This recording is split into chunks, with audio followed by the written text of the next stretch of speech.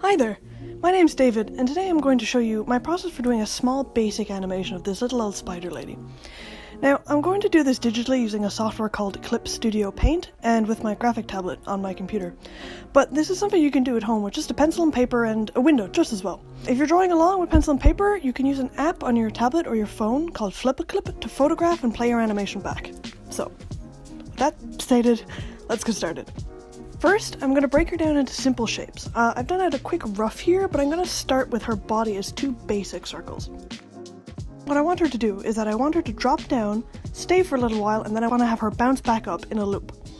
So I'm going to start with her coming down so we can focus on one part of the animation first.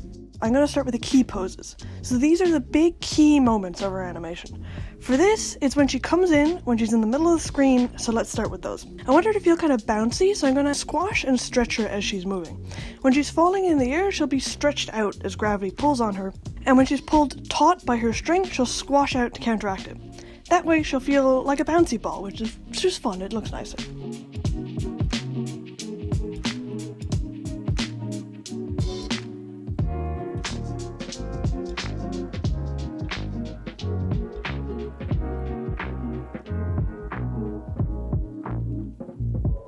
After we've done these key poses, we'll do the poses in between those. We call them breakdowns. This will help us visualize how she gets from one pose to another. Again, we're going to be taking into account how gravity is going to make her bouncy.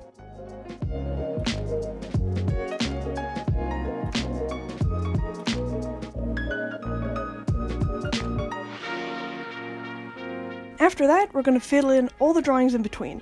We call these, funnily enough, in-betweens.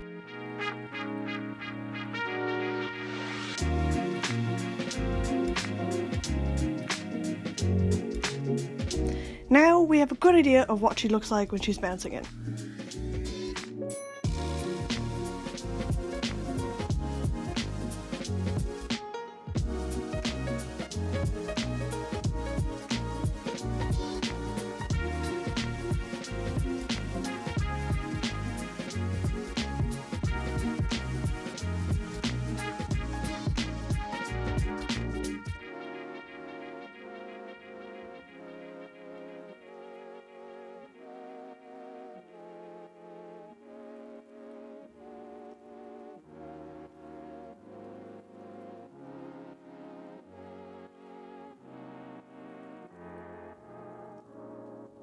For the second half of the animation, I want her to pull out a scarf that she's knitting away and show it off, and then bounce up and away. So that's the first part of it was her bouncing in, and now she's going to do a little action and go back up, and then we have a loop.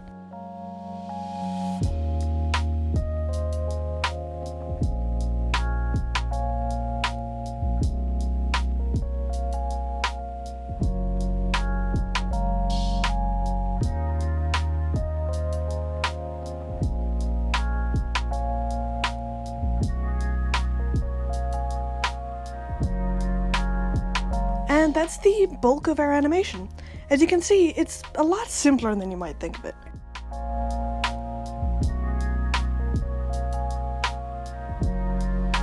I just want to do a quick recap of everything. So first, always start off with an idea of how you want your animation to move. This will let you have a better idea going into it, so you're not figuring out stuff along the way. Know what you want to do and start with that.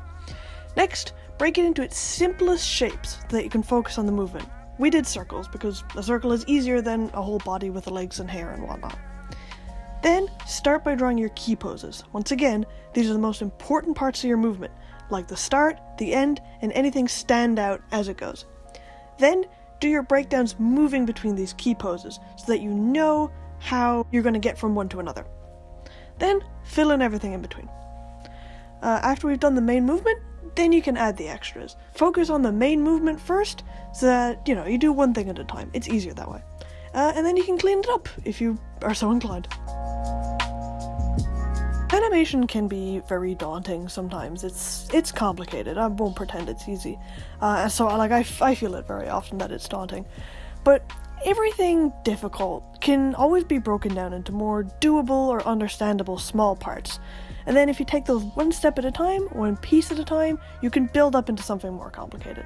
So if you ever see something really difficult, just always think to yourself, what's the simplest way I can start? And then we can get up to the real difficult stuff. And that kind of covers today's video. I really hope you enjoyed watching this, and I hope that you'll have fun trying out animation at home.